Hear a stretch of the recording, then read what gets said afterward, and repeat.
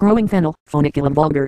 Chock full of vitamin C, potassium, phosphorus and a full range of the B vitamins. Growing fennel is an edible gardener's dream come true. Here you will find a description of the fennel plant, including its height, hardiness, and flower, light, moisture, and soil requirements. Cultivation tips for keeping your growing fennel healthy and tasty. Our favorite varieties for fennel leaf and fennel bulb. They are different, and some ideas for how to use fennel bulbs and fennel fronds in your home. Special bonus section, Suppressing Fennel Gone Wild, a must-read section for those of you in Mediterranean climates, California, and others. Description. A cousin of Queen Anne's lace, dill, and the humble carrot, fennel has a similar lacy quality to its foliage and the same umbrella-like, flowers, this time in brilliant yellow. Fennel can reach 6 feet in height, especially when in flower, and returns each year after dieback, making it an herbaceous perennial.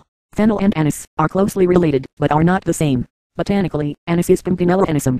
I've heard it argued that anise is the herb, and fennel a vegetable. No matter what your stance on that, save anise seeds for sweets and for some Asian dishes. Anise is a member of the Chinese 5-spice. Use fennel for savory foods, like sausage-y dishes and stuffings. Light, moisture, and soil requirements. Did you know? This is the plant with which Prometheus is said to have used to steal fire from the gods. This Greek and Roman heritage also foretells its ideal cultivation. Light, warm summer sun, 6 hours or more a day is ideal.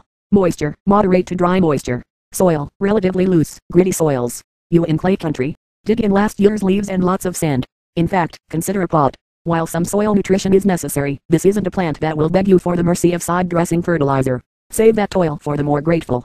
Cultivation tips for growing fennel. Starting from seed, seedling, or a root cutting all works, with root division possibly being the easiest. Speaking of seed, you'll want to snip the edible flowers before they go to seed. You also need to place fennel far from dill in your yard, as the two will cross-pollinate and create an odd-tasting seed that will not improve your pickling recipes. Growing fennel, given the invasive, if the soil is right, California, and needs major sand and grit additions. If the soil is wrong, East Coast clay. Stance of this plant, it's a fair bet for a large container.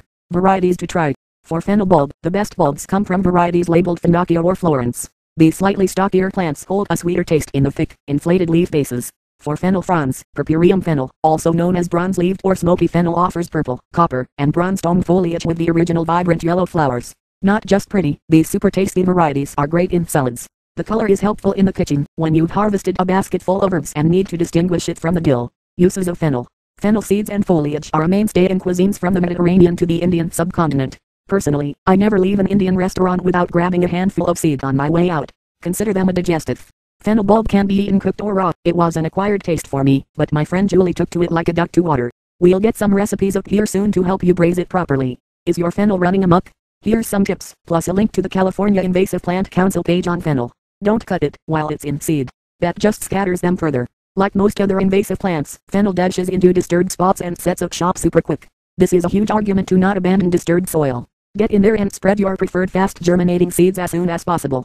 This goes for herbicide use too. Never just round up and walk away, reseed within hours. Nature abhors a vacuum and will fill that, if you don't. If you do feel you need to spray it, early spring is the time. Later in the summer it'll take far more spray to be anywhere near as effective. Bad for the planet, bad for your wallet. Digging it up by hand is the most effective. It is also the most labor intensive. See if your sports team will count this as exercise time for your team-wide fitness challenge.